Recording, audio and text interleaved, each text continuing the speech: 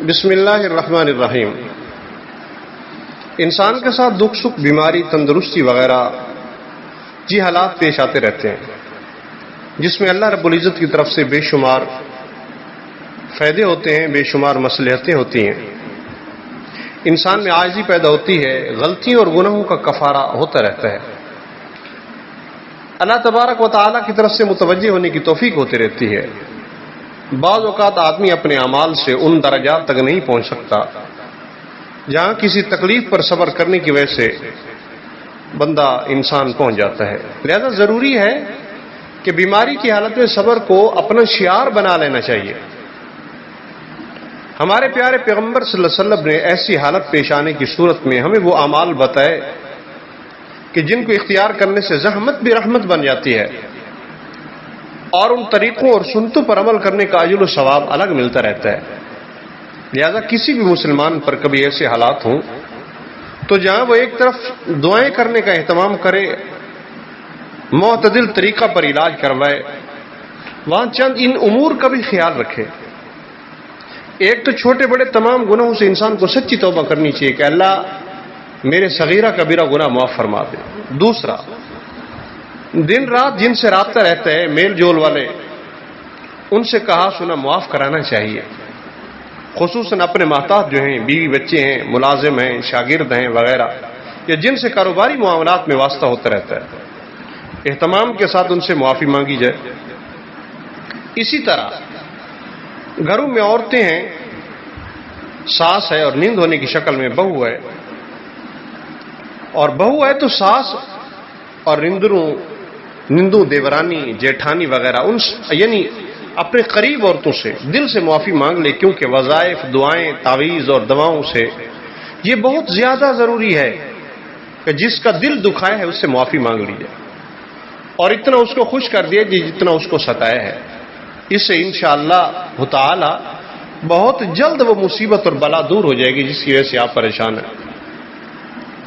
تیسرا، بلا وجہ کسی پر برا گمان باندھنے سے انسان کو بچنا چاہیے۔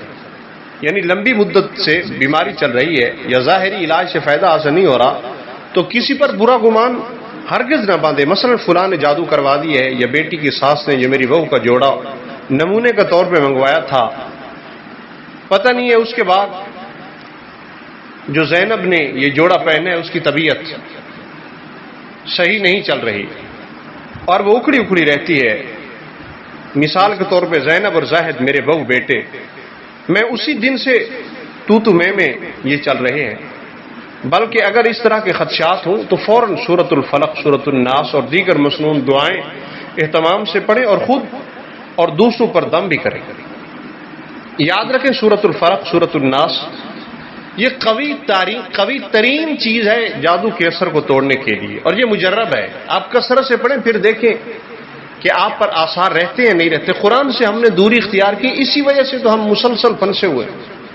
چوتھی بات کہ مسلمان کی تو شان یہ ہونی چاہیے کہ ہر حال میں وہ اللہ کریم پر بھروسہ کرنے والا اور اسی کی طرف رجوع کرنے والا ہو۔ لہذا بیماری کے آتے ہی دل کو اللہ کریم کی طرف متوجہ کرنا چاہیے۔ یعنی پہلے اللہ کریم سے دعا مانگے کہ اے اللہ یہ بیماری آپ ہی کے حکم سے آئی ہے، آپ ہی اس بیماری کو دور کرنے والے ہیں، آپ ہی شفا عطا فرما دیجیے۔ 2 رکعت نماز نفل پڑھ کے اللہ سے دعا مانگے۔ اگر عورت عذر کی بنا پہ فوری نماز نہیں پڑھ سکتی تو دل کا دھیان مکمل طور پہ اللہ کریم سے باندھ لیں اور کثرت سے استغفار کرے۔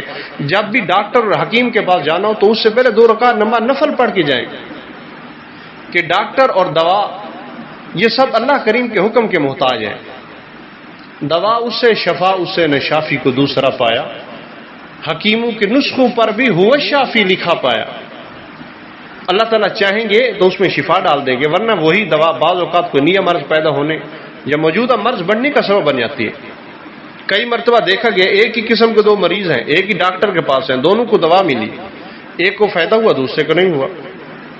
اور اپنی اولاد کو بھی اسی ایمان و یقین کی تربیت دیجیے کہ بچے جب بیمار ہوں تو دل میں پہلا خیال یہ ہے کہ اللہ کریم سے دعا مانگ کر بیماری دور کروانی چاہیے۔ اور مسلمان کے لیے تو وہ بیماری بہت مبارک ہے جس میں اللہ کریم کی ذات سے تعلق بڑھے اور اس کا ایمان مضبوط ہو۔ 5ویں بات، اس بیماری کا پانچواں ادب یہ ہے کہ صدقے کا اہتمام کرے، کیونکہ صدقہ دنیا میں بیماریوں، مصیبتوں اور بلاؤں کے دور ہونے کا سبب اور آخرت میں بلندی درجات اور رحمت خداوندی کا ذریعہ ہے۔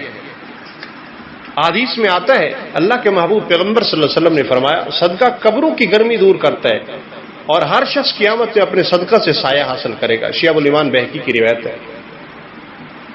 اس زمانے میں جب کہ مسلمانوں پر ان کے اعمال کی بدولت ہر طرف سے قسم قسم کی بلائیں، مصیبتیں مسلط ہیں، صدقات کی تو بہت زیادہ کثرت کرنی چاہیے، بالخصوص جب کہ دیکھتی آنکھوں عمر بھر کا سرمایہ کھڑے کھڑے چھوڑنا پڑ جاتا ہے۔ ایسی حالت میں بہت اہتمام سے بہت زیادہ مقدار میں صدقات کرتے رہنے چاہیے۔ اور یہ بات یاد رکھیں کہ صدقہ کرنے سے مال بھی ضائع ہونے سے محفوظ ہوتا ہے۔ جو صدقہ کیا گیا اس کی برکت سے اپنے اوپر سے مصیبتیں ختم، مگر افسوس یہ ہم لوگ ان اعمال کو اپنی آنکھوں سے دیکھتے ہوئے صدقات کا اہتمام نہیں کرتے، اور عموماً لوگ یہ کہتے ہیں جی ہم نے صدقہ کیا ہے لیکن ہمیں فائدہ نہیں ہوا۔ تو اصول یاد رکھیں، یہ بہت قیمتی بات ہے۔